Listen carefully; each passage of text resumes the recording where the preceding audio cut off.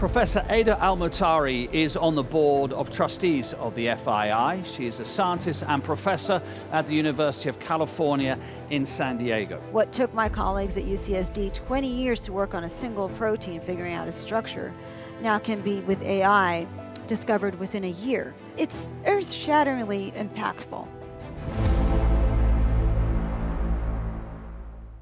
Professor, thank you for joining us. You're a lot more beside. Your work focuses on nanomedicine, nanotechnology, and chemistry, but healthcare is what we're focusing on here, and the healthcare initiatives that the FII are involved in. What do you think is the biggest healthcare issue that we face today as a society? It's not just life expectancy, but healthy life expectancy, to relieve the economic burden of non-communicable diseases and diseases in general. They have a massive economic burden on countries, both in the developed world and in the developing world. And it's really a prime place to invest because the return on investment is massive. There are two sides to healthy living. There's expanding life expectancy or the lifespan, and that's great, especially for it's well fueled by the top 1%. But I don't think that longevity work and industry is focused as much on democratizing healthy aging and a healthy lifespan. Could you expand on what you mean by that, the democratization of better health? So the way I see it these days is that the health conscious, the ones with the financial means, and the education and the awareness will continue to lead longer and longer lives. But again, I see a widening gap in healthy longevity. Do you feel that, understandable, quite often we are so focused in the medical world on trying to eradicate diseases, cancer, leukemia, heart disease, whatever it is. As you said earlier, we almost forget about ameliorating the non-cancers, if you know what I mean. In other words, living better lives. And actually we need to focus on that just as much as trying to eradicate those diseases. Yeah, and I do think that that's definitely a public sector area because you can't patent walking more or capitalize on it, but as a commercial or private sector, unless of course you incentivize insurance companies to invest in that or monetize that. So it's more difficult, I think. So it's really a public health and public sector endeavor. So have we not done enough globally, educationally? Is that what the issue has been, to make and persuade people to lead better lives? I think people know what they're supposed to do, but they still won't do it. And so we've just got to be smarter and sort of like tricking our own cognitive biases as a human race, and putting in measures to overcome that for creating a healthier population.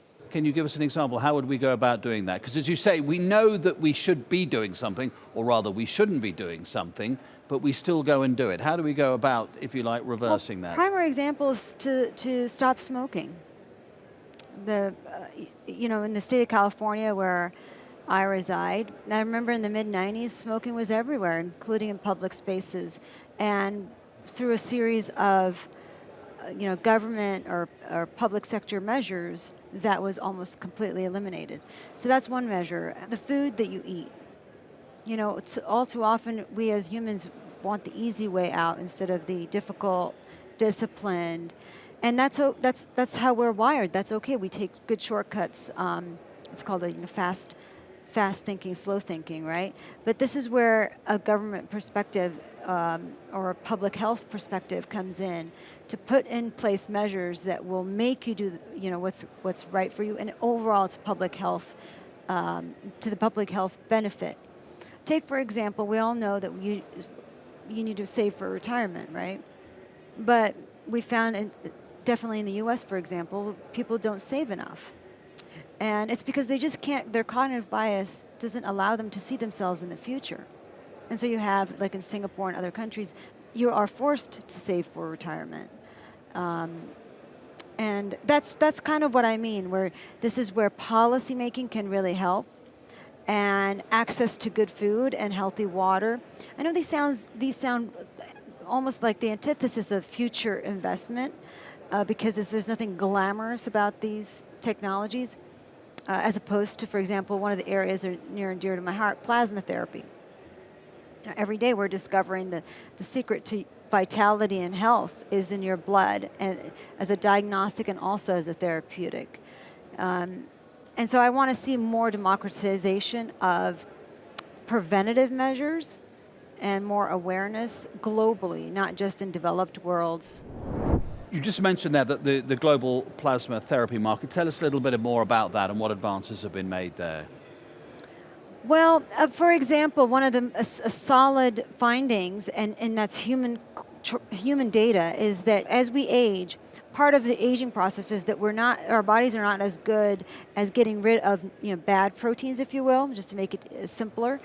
And one very good way to do it, it's kind of like an oil change for your car, is to clean out your blood. And it's something you don't need to get a medicine from somebody else within your own system. It's a plasma therapy.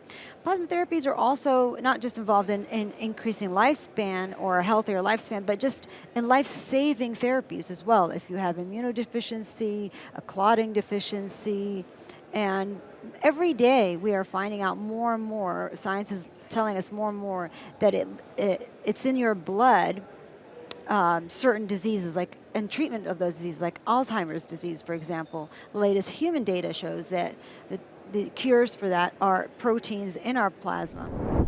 We've talked a lot about AI this week, and it's in every single sector, it seems. How excited are you by the possibilities of AI in medicine? Oh, it's huge. I mean, this year, of course, the Nobel Prize was awarded to using AI to solve protein structure. What took my colleagues at UCSD 20 years to work on a single protein, figuring out its structure, now can be with AI discovered within a year. So it's massive. It's earth-shatteringly impactful. And that AI, artificial intelligence, is also useful in, as I said, in proteomics, metabolomics, and plasma therapy, analyzing the plethora of data that you can get from your blood that tells you as a diagnostic, as a preventive measure, and also as a measure of figuring out the impact of a therapy, whether it's working or not. That can all be crunched, that massive data can be crunched in a much smaller amount of time. Is there any downside at all from your point of view? Oh, on healthcare or? On healthcare specifically. There are downsides, but I don't see them in terms of medicine and discovery and research. They might be more in terms of what? Societal. Terms of societal and employment, yeah. But purely in your sector, you think it can only be a plus? One of the things that people had not foreseen, and I wrote an article about this a while back, actually, that an ophthalmologist, a radiologist, their jobs can be easily taken over, if you will, by AI. And now, that's not necessarily a bad thing, because humans will still be at the apex of this pyramid and will still be, if you will, the gatekeeper of that.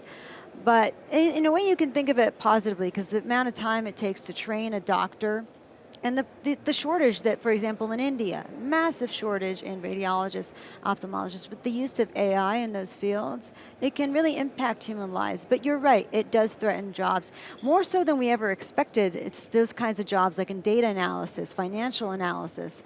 That's where AI is taking jobs. People like an electrician or a plumber, their jobs are not going to be taken by AI anytime soon. Athletes, entertainment, definitely those jobs are becoming more actually valuable, because it's not an area that AI is encroaching upon. Or I shouldn't say encroaching, but enhancing and benefiting. And at the end also, AI is only as good as the algorithms that we started off to plan them. And one of the things that I wrote about a while back, actually, is that the AI algorithms can, unfortunately, they do also have our own human error programmed into them. And that's something that we should continue to be aware of and continue to improve, because again, these algorithms and artificial intelligence and machine learning is only as good as what we originally programmed it to be. Professor Adah, thank you very much indeed. Thank you for having me.